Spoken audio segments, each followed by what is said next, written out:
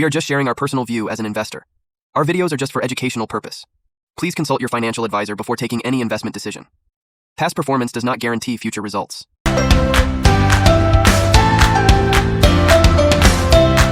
Hello folks, कैसे हैं आप सभी। मैं आपका दोस्त विभूजन स्वागत करता हूं आपके अपने यूट्यूब चैनल मार्केट बीस्ट पे। दोस्तों, आज एक बहुत बेहतरीन सी कंपनी मैं आपके लिए लेके आया हूं। बहुत अच्छे कंपनी का बिजनेस मॉडल है। मुझे लगता है कि इंडिया के अंदर इस तरह के बिजनेस की बहुत ज्यादा रिक्वायरमेंट है और फ्यूचर काफी ब्राइट होने वाला है, क्योंकि जैसे कि हमें पता है इंडिया में पर कैपिटल इनकम इंक्रीज होती जा रही है डे बाय डे। जीडीपी हमारी इंक्रीज होती जा रही है, साथ के साथ इन्फ्लेशन भी इंक्रीज होता जा रहा है। तो थीम पार्क से रिलेटेड जो कॉन्सेप्ट है, जहां पे अर्बन सिटीज के अंदर ये कंपनी थीम पार्क्स बनाती है और धीरे धीरे डेवलप करती जा रही है खुद को भी, एंड पार्क्स को भी बहुत अच्छे तरीके से ये डेवलप कर पा रही है। पूरे ऑल ओवर इंडिया ये अपनी जो सर्विसेज है प्रोवाइड कराते हैं। कॉन्सेप्ट मुझे बहुत अच्छा लगा, तो मेरे को लगा कि क्यों ना ये स्टॉक एक बार आप लोगों के साथ डिस्कस किया जाए। तो ज्यादा समय नहीं लेते हैं, सीधे चलते हैं स्टॉक के ऊपर। लेकिन आगे बढ़ने से पहले छोटी सी गुजारिश, चैनल पर नए हैं तो चैनल को सब्सक्राइब करना बिल्कुल भी ना भूलिए, ताकि इसी तरीके के बेहतरीन स्टॉक्स हम हमेशा आपके लिए लेके आते रहे। साथ के साथ वीडियो सिर्फ और सिर्फ एजुकेशन पर्पज के लिए है, तो इसको आप एजुकेशन पर्पज की तरह ही कंसिडर करें। तो ज्यादा समय नहीं लेते हैं और सीधा चलते हैं स्क्रीन के ऊपर। ओके, सबसे पहले छोटा सा डिस्क्लेमर, वीडियो सिर्फ एजुकेशन पर्पस के लिए है। वीडियो का फ्लो किस तरीके से होने वाला है, सबसे पहले हम इसके ईयरली नंबर्स हैं उनको समझेंगे, कंपनी की बैलेंस शीट को समझने की कोशिश करेंगे, बिजनेस को समझेंगे कंपनी का बिजनेस किस तरीके का है, कंपनी का शेयर होल्डिंग पैटर्न को समझेंगे, और उसके बाद कंपनी के जो फ्यूचर की डेवलपमेंट्स हैं उन सारी चीजों को हम समझने की कोशिश करेंगे, और उसके बेसिस पे ही हम कंपनी को जज करेंगे कि कंपनी कैसी है। तो चलिए अब आगे बढ़ते हैं। जैसा कि आपको दिखाई दे रहा होगा, कंपनी का नाम है जेडटेक इंडिया लिमिटेड। कंपनी एक माइक्रो कैप कंपनी है। चलो अब आगे देखते हैं कंपनी के। अगर मैं क्वार्टरली रिजल्ट्स के बारे में आपसे बात करूं दोस्तों, मार्केट बीस्ट को जो चीज हमेशा पसंद आती है वो पसंद आती है कंपनी की क्वार्टरली परफॉर्मेंस। धंधा बढ़ता हुआ होना चाहिए, और सेल्स दोस्तों जैसे कि आप यहाँ पे देख सकते हैं, कंसिस्टेंसी आपको देखने को मिल रही है, और यही वो चीज होती है, यही वो फैक्टर होता है जिसकी वजह से कंपनियां आउट परफॉर्म कर पाती हैं। ठीक है, तो सेल्स अगर आप देखते हैं तो मार्च 2024 में 24 करोड़ की थी, सितंबर में 19 करोड़ की, जून में 16 करोड़ की। तो आपको यहाँ पे कंसिस्टेंसी देखने को मिलेगी मेरे दोस्त, तो ये बहुत अच्छी चीज है। ऑपरेटिंग प्रॉफिट मार्जिन शानदार है कंपनी के। ऑपरेटिंग प्रॉफिट मार्जिन दिसंबर में हाईएस्ट एवर 32% तक कंपनी खींच के ले गई है। तो आप इस चीज को भी काफी पॉजिटिवली ले सकते हैं कि अगर कंपनी इतने तगड़े ऑपरेटिंग प्रॉफिट मार्जिन खींच पा रही है तो। अगर मैं नेट प्रॉफिट के बारे में बात करूं, तो कंपनी की जो नेट प्रॉफिट है वो भी आप देखिए, उसके अंदर आपको एक कंसिस्टेंसी देखने को मिलेगी। लगातार कंपनी के जो नेट प्रॉफिट है वो इंक्रीज होते जा रहे हैं दोस्तों। यहाँ पे ये ही वो कंपनी होती हैं जो बहुत अच्छा परफॉर्म करती हैं।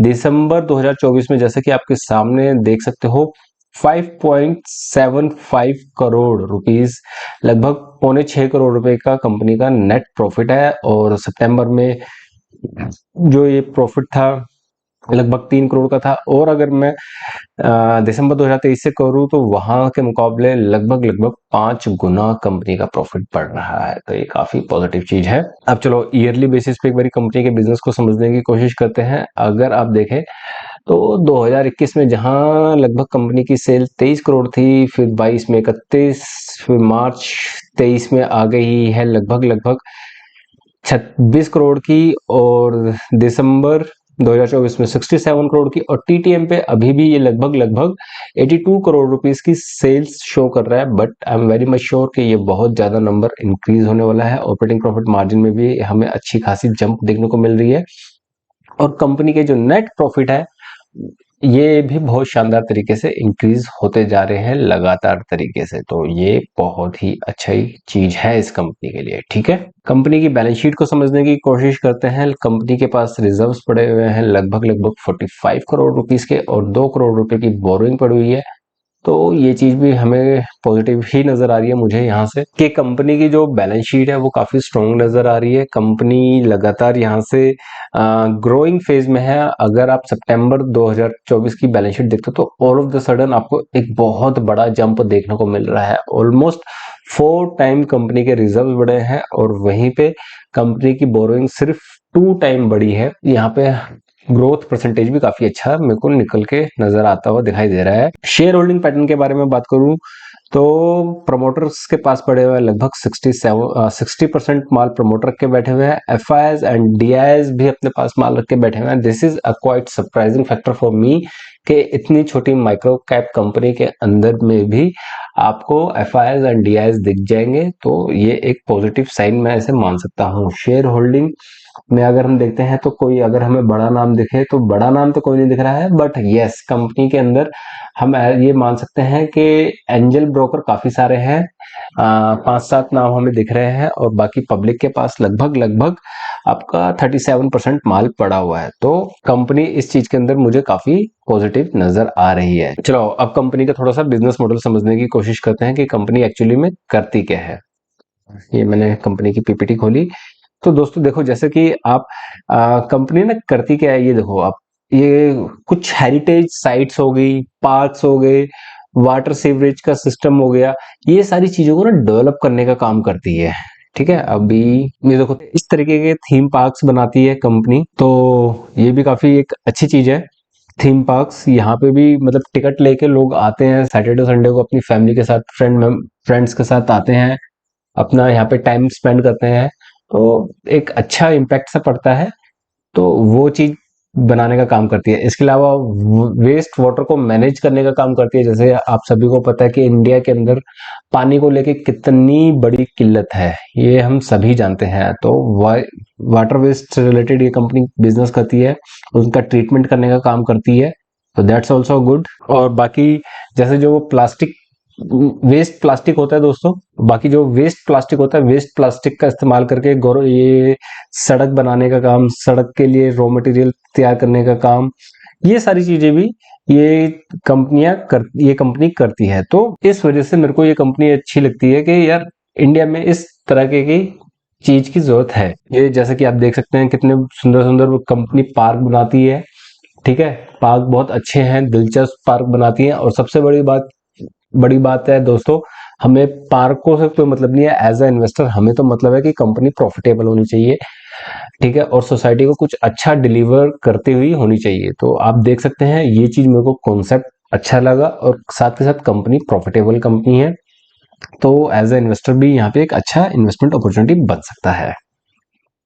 कंपनी के अगर कुछ प्रोजेक्ट्स के बारे में बात करूं तो ये देखिए आप दोस्तों, कंपनी के जो कुछ प्रोजेक्ट्स हैं, ये सारे कंपनी के कुछ प्रोजेक्ट्स अभी चल रहे हैं, जो कि उम्मीद की जा रही है कि नेक्स्ट ईयर फाइनेंशियल ईयर 26 तक ये सारे प्रोजेक्ट ऑनगोइंग प्रोजेक्ट हैं जो कि कंप्लीट हो जाएंगे।